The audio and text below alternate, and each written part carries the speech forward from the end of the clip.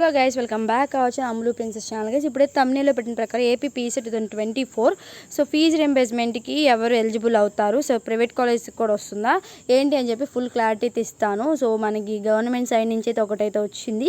So అదైతే చూసి మీకు ఒక క్లారిటీ అయితే ఇస్తాను. వీడియోని ఫస్ట్ నుంచి లాస్ట్ వరకు అయితే చూడండి, ఎక్కడ స్కిప్ చేయకండి. సో దయచేసి మన ఛానల్ని సబ్స్క్రైబ్ చేసుకోండి.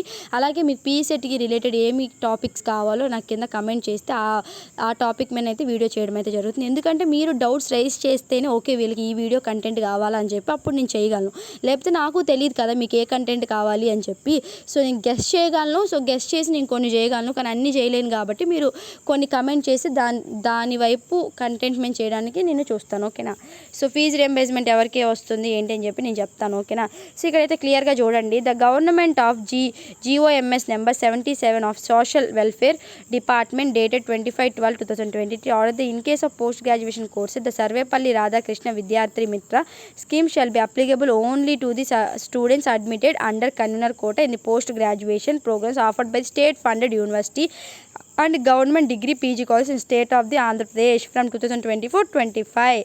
సో వీళ్ళు ఏం చెప్తున్నారంటే ఎవరికైతే యూనివర్సిటీలో సీట్ వస్తుందో, సో ఎవరికైతే యూనివర్సిటీలో సీట్ వస్తుందో, ఓకేనా.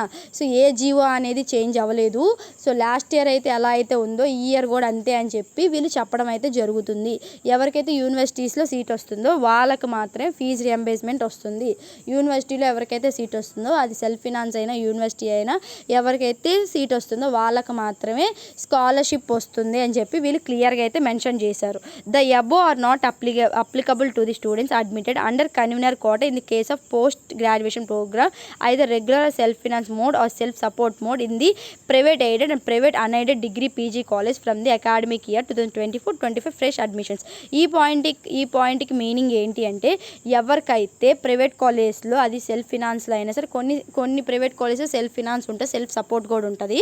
సో ఎవరికైతే ప్రైవేట్ కాలేజ్లో కానీ ప్రైవేట్ యూనివర్సిటీస్లో కానీ సీట్ వస్తుందో వాళ్ళకి ఫీజు రియంబర్స్మెంట్ అనేది రాదు, స్కాలర్షిప్ రాదని చెప్పి క్లియర్గా అయితే ఈ పాయింట్లు అయితే చెప్పేస్తున్నారు, ఓకేనా. క్లియర్గా అయితే మెన్షన్ చేశారు.